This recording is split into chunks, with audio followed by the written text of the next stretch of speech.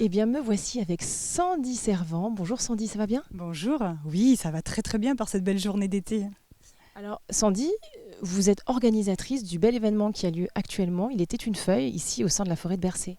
Oui, alors bien sûr, c'est Carnutin en fait qui est la Maison de l'Homme et de la Forêt à Jupille qui est organisatrice de cet événement. On essaye voilà tout au long de l'année de faire des activités et puis de temps en temps des spectacles de plus grande dimension. Et alors comment vous l'avez sélectionné ce spectacle justement? Parce qu'ils ne sont pas d'ici, nos artistes. Non, mais ils sont pas bien loin, ils sont juste au département à côté. Tout simplement le bouche à oreille, puis en regardant un petit peu sur internet ce qui se fait aussi ailleurs. Et voilà, donc on en a pu voir qu'il y avait un spectacle autour de Il était une feuille. Donc forcément ça m'a intriguée. J'ai regardé et rien qu'avec le teaser, même en voyant 2-3 minutes du spectacle, on est tout de suite enchanté et on l'imagine très très bien dans la forêt de Bercé. C'était une évidence. Complètement. Là, j'imaginais bien le piano au pied d'un grand chêne de la forêt de Bercé. Je savais que ça pouvait être que majestueux. Et donc, du coup, là, bon, il y a des parents, il y a des enfants, il y a des grands-parents, donc c'est intergénérationnel en fait ce spectacle. Oui, alors on essaye d'avoir toujours une programmation qui est pour tout le monde. Et donc là, c'était vraiment pour toute la famille. Et on a à la fois des personnes du territoire et puis on a aussi les touristes qui sont en vacances. Et du coup, alors là, on a deux musiciens. La coordination, comment ça se passe pour organiser un tel événement? Est-ce que c'est facile, ça se fait assez rapidement? Ou au contraire, ça demande une certaine logistique parce que quand même, amener un piano au milieu de la forêt, bon. Alors finalement, c'est vrai que le piano en forêt, c'est pas forcément simple. Il fallait juste un petit peu quelques bras costauds. Mais après, finalement, c'est assez simple parce que ils ont l'habitude, c'est des professionnels. Donc voilà, ils viennent avec, on a la feuille à la marche à suivre. Et donc, on n'a plus que nous à les accueillir, à trouver le lieu. Mais voilà, on a aussi un petit peu l'habitude. Donc, on a un peu notre œil. On sait que voilà, il faut le parking, il faut un endroit pour mettre à environ 80 personnes. Donc finalement, ça se fait de façon assez fluide. Et voilà, après, il nous faudra que quelques bras pour remonter le piano. Mais je suis sûre que dans le public, je trouverai quelqu'un. Bon, le ton est donné aujourd'hui, c'est l'onirisme, la musique, la nature. On est sensibilisé à la nature, ce qui nous entoure, on y fait attention. C'est un petit peu ça l'idée. Complètement. Et puis je pense que voilà, dans le contexte actuel, on voit bien que les choses évoluent très vite au niveau du climat. Et là, la forêt, voilà, il faut y faire attention. Et si on peut voir, nous, on essaye peut-être de sensibiliser à la fois d'un côté scientifique, mais de temps en temps, voilà, on s'offre des petites phases poétiques, oniriques, comme vous dites. Et c'est pour le plus grand bonheur de tous. Alors, quelles sont les prochaines choses que vous organisez justement au sein de la Maison de l'Homme et de la Forêt? Alors là, l'été, le programme, il est très très vaste. On a à la fois les sorties en forêt, il y a des ateliers pour les enfants, on a des visites du musée, on va aussi dans le bocage, dans la forêt. Donc il y a vraiment beaucoup de choses. Voilà, on va avoir ce qui va être, on va dire, en point un peu phare. On a des musées qui vont intervenir chez nous, le musée de Malicorne ou le musée Le Manoir de la Cour aussi, du Sud-Sarthe.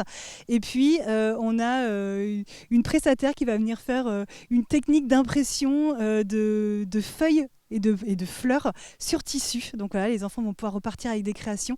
Donc ça, c'est des choses qui plaisent toujours. Et puis bien sûr, après, on a l'exposition qui est sur le thème du cerf.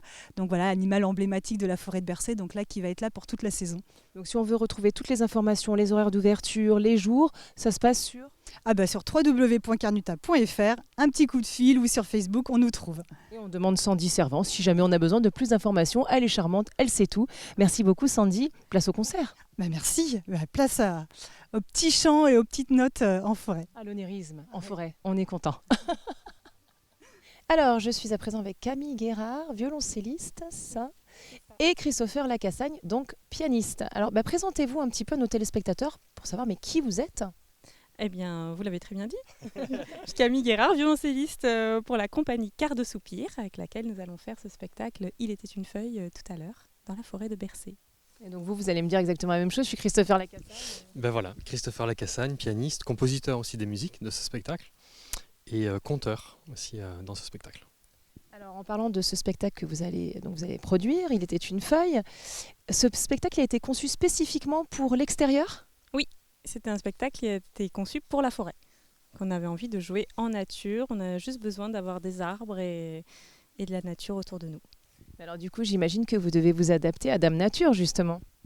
Alors oui, on s'adapte à Dame Nature, à ses caprices aussi, mais surtout on a créé un spectacle comme un hommage finalement aux arbres, à la forêt et à la nature. Voilà. Tous les contes, toutes les histoires qu'on raconte sont empreintes de cette magie en fait, de la forêt et de la nature. Et du coup, est-ce qu'il y a une seconde dimension? C'est-à-dire que là, évidemment, les gens vont prendre du plaisir, ils sont dans un lieu magique, effectivement, de la musique. Mais est-ce qu'il y a aussi une dimension, c'est une manière de les sensibiliser un petit peu à ce qui les entoure? Oui, ça se fait de soi-même, je crois. On n'a pas de mots à dire là-dessus, mais en général, ils ressortent tous avec ce commentaire de dire que c'était un moment magique et le temps s'est arrêté pour eux et justement, ça permet de questionner, de prendre le temps tout simplement de regarder les arbres et je pense qu'eux-mêmes font le chemin sans forcément qu'on ait besoin de les guider vers ça. Puis chacun fait son chemin en fonction de ce qu'il a besoin, envie. Mais en général, c'est vrai que la dimension nature et les arbres, ça rajoute forcément quelque chose de magique. Et du coup, Le décor est grandiose quand même dans ce genre d'espace. Enfin, ça se suffit à soi en fait, hein, et donc ça invite aussi à la contemplation. C'est-à-dire que les gens sont à l'écoute de la musique, des textes, mais ils peuvent être à l'écoute des arbres aussi, des feuilles, et des bruits de la nature. et du coup, tous les deux, vous aviez l'habitude de travailler ensemble ou vous avez créé ce duo spécifiquement pour ce spectacle? On a l'habitude de travailler ensemble puisque la compagnie fait beaucoup de spectacles musicaux dans lesquels je fais partie. Et du coup, oui, on se connaît bien maintenant. Et ce spectacle, c'est la 2e saison qui tourne. Donc c'est vrai qu'on se connaît bien. Ça se ressent, il paraît aussi sur scène, donc c'est chouette. Ça, on va le découvrir, chers téléspectateurs. Hein. Attention, on va en sur feuille. Et justement, je ne sais pas, par moment, est-ce qu'il y a des petits craquements? Ça ne vous gêne pas, les craquements de feuilles, etc. S'il y a des gens qui bougent? Non, ça fait partie du spectacle en fait. Ça, c'est un paramètre qui fait partie du spectacle. L'acoustique aussi d'un lieu à l'autre est vraiment différente. Elle peut être plus mate. Là, on a de la chance en fait. Il y a une très belle acoustique. On se croirait dans une église de nature en fait. Hein. Pour vos instruments, notamment violoncelle, on sait que les changements de température, souvent, ça se désaccorde très très vite, hein, un instrument à cordes.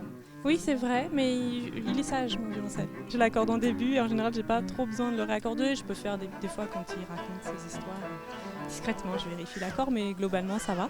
Et même le piano, on a de la chance parce que c'est un piano qui tient bien l'accord. Malgré les déplacements, il est costaud. Donc. C'est beau et très très beau ce piano d'ailleurs. C'est un... C'est un piano Pleyel des années 1940 qui s'est beaucoup déplacé dans des bateaux parce qu'il a la particularité d'avoir un clavier qui se rabat. Donc c'était pour gagner un maximum d'espace. Et l'autre contrainte en fait, des facteurs, c'était que le piano soit stable, le plus stable possible au niveau de l'accord. Parce qu'avec la houle, etc., ça bougeait pas mal. Voilà. Donc il continue sa route, mais sur la route, voilà, de théâtre en théâtre. Voilà. Et combien de contes au global aujourd'hui? Vous racontez combien d'histoires, mon cher conteur? Il y a 2 poèmes et 3 contes, voilà, mis en musique. Et des haïkus aussi, que Camille... Moi, je dis quelques haïkus pour ponctuer, pour introduire les contes, et voilà, en plus. Et puis le reste, c'est la musique qui fait. Donc en fait, vous êtes en symbiose totale tous les deux, en symbiose avec la nature et vos instruments résonnent à l'unisson. On a à peu près résumé? Oui, je crois, c'est ça. C'est plutôt ça. Alors juste avant de nous quitter, Christopher, Camille, est-ce que vous pouvez nous annoncer, vous allez jouer prochainement?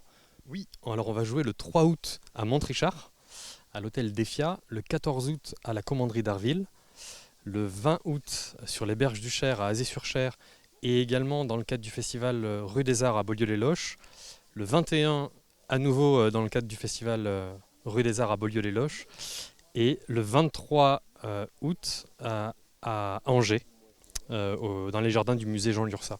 Bon, super, formidable. Maintenant, vraiment, je vous laisse aller vous concentrer et aller jouer. Bon concert. Merci.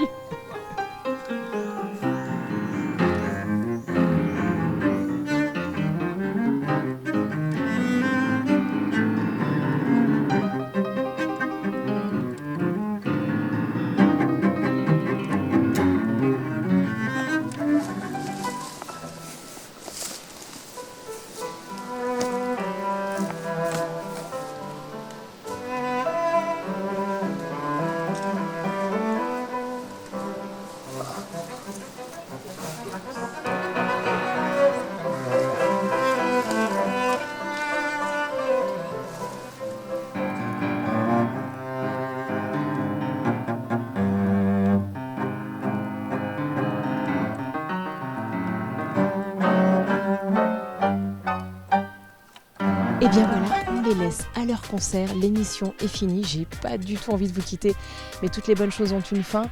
De toute façon, pour ceux qui sont en vacances, profitez-en bien. Pour les autres, je vous envoie plein de courage si vous êtes au travail. En attendant, prenez bien soin de vous et nous on se retrouve la semaine prochaine pour de nouvelles aventures. Je vous embrasse.